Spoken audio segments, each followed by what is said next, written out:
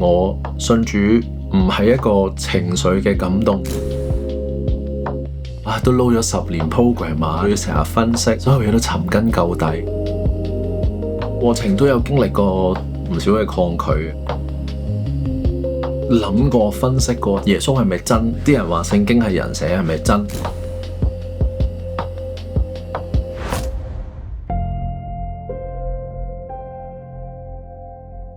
喺歷史層面上，我哋都知道太多唔同嘅傷害。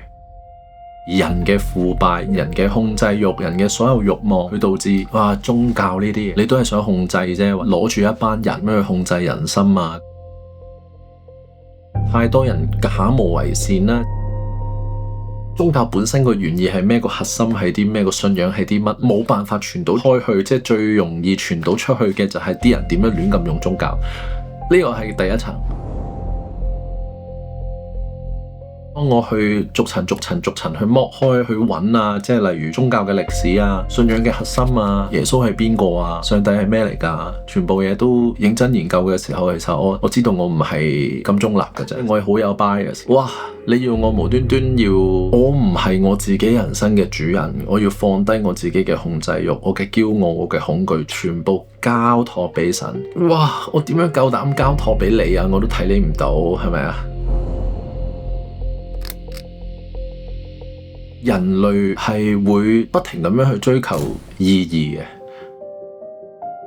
有啲人會話：呢個世界冇答案㗎，冇意義㗎。呢個就對我嚟講就係唔通嘅。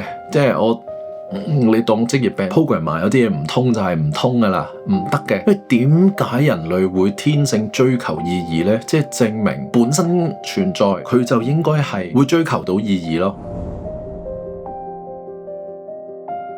人性本善定人性本惡？點解死亡咁神秘？如果宇宙或者我哋生存喺度真係完全冇意義嘅話，其實點解作為人會介意呢啲問題呢？應該會好想知呢？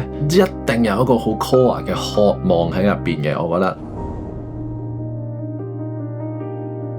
做人真真實實咁樣有感受，有覺得壓力，有焦慮，有唔知聽日點，一路都好努力咁樣去想成為一個點樣嘅人，點樣嘅人。我每達成一樣嘢，我就會追下一樣嘢，無限嘅要求。然後你唔知個根基喺邊，你唔知其實你係邊個，唔知道其實你係想點。嗰一刻想做嗰樣嘢，你達成完之後，跟住之後點？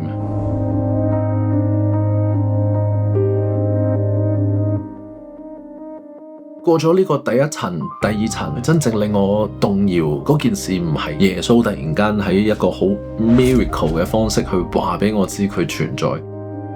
最動搖嗰個位係我真係開始誠實咁樣去面對自己，就係我放唔低自己嗰個掌控嗰個價值。我要掌控晒我自己嘅人生，我要掌控我自己嘅每一步，但係我唔敢去講。其實我哋係冇能力完全掌控到我哋每一日，我哋連聽日幾時死我哋都唔知啊！我睇好多呢啲嘢嘅時候，我就會諗耶穌係咪真？好嘅，耶穌已經被好多唔同嘅證據去證明佢係真實存在。啲人話聖經係人寫，係咪真？OK，聖經我又睇到好多學術嘅研究，考古學家嘅研究，聖經嘅可信性係高嘅。咁 OK，剩翻嘅係咩呢？剩翻嘅就係其實我係用啲咩態度去睇聖經呢？我係已經先入為主，覺得聖經一定係人寫，一定改。打從心底，我哋人啊對人嘅信任就係低到無論，係冇信任可言嘅，大家都係顧自己嘅，呢個就係而家世界嘅問題。咁但係點解我哋打從心底會覺得呢樣嘢係唔啱呢？係唔開心呢？如果呢個係 default state 嘅話，職業病。如果呢個係一個預設嘅世界觀嘅話，我哋點解會唔開心呢？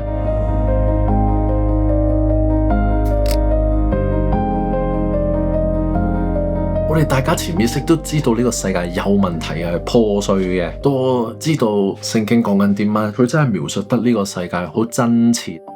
古今中外到而，其實人類係不停咁樣喺度 loop 緊，即係事件唔同啦，但係嗰個 pattern 係一樣。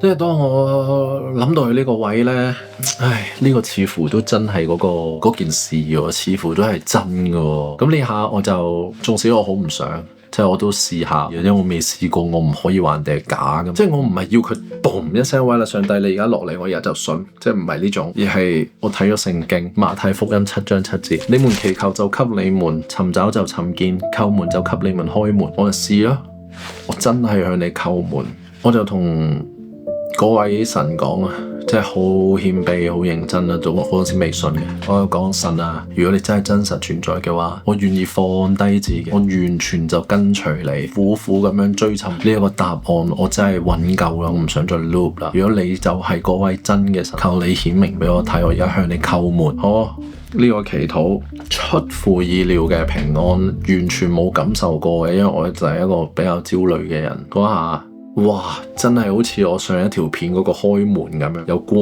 咁樣嘅，微微好溫暖咁樣包住自己嘅。原來你一路都喺個門對面等緊我。呢啲我之前成日聽嗰啲基督徒見證，我都毛管動嘅，即係覺得係咪堅嘅咧？到我自己原來講到尾都係要有啲感動嘅。除咗頭先嗰堆咁嘅邏輯心路歷程之外，嗰一次就係第一次去相信我做。呢個過程都唔係一朝一夕，唔係突然間啪一聲我信咗主，哇！其實嗰一刻對我嚟講，唔係我終於都證明到上帝100% 係真實，我先走去信。真正令我覺得佢係越嚟越真實，係之後嗰段路，查經、學習、聆聽、做事工，喺生活入邊一次又一次咁樣經歷到，人嘅生命係真係會被改變，唔係靠自己嘅意志力，係靠一種生命源頭嘅更新。I repent of when I've tried to go about it my own way, when I've tried to do new things in old ways, Lord, because I've been too stuck in my own pride, Lord Jesus. 係我第一次去承認，我的確係有限嘅。我唔識中文。第一次放低對自己嘅掌控。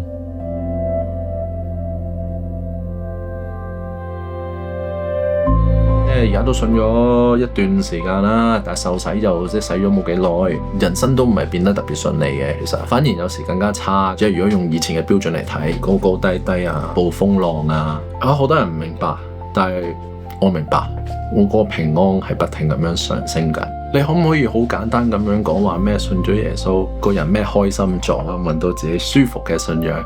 我唔係咁睇嘅，其實信耶穌絕對唔係我想舒服啲，所以揀咗呢個信仰。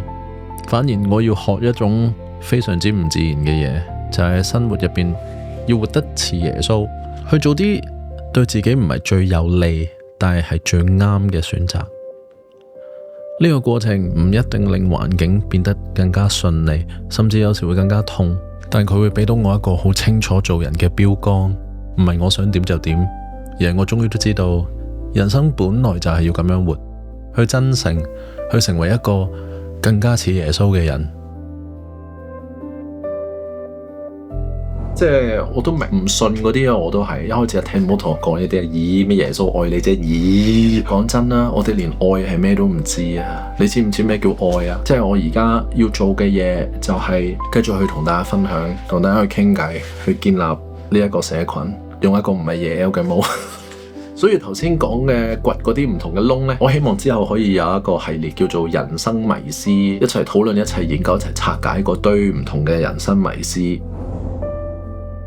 咁好啦，今次呢條片呢就 update 到呢度啦，大家記得留言繼續同我傾偈，我全部都會睇。好，嚟下條片再見，拜拜。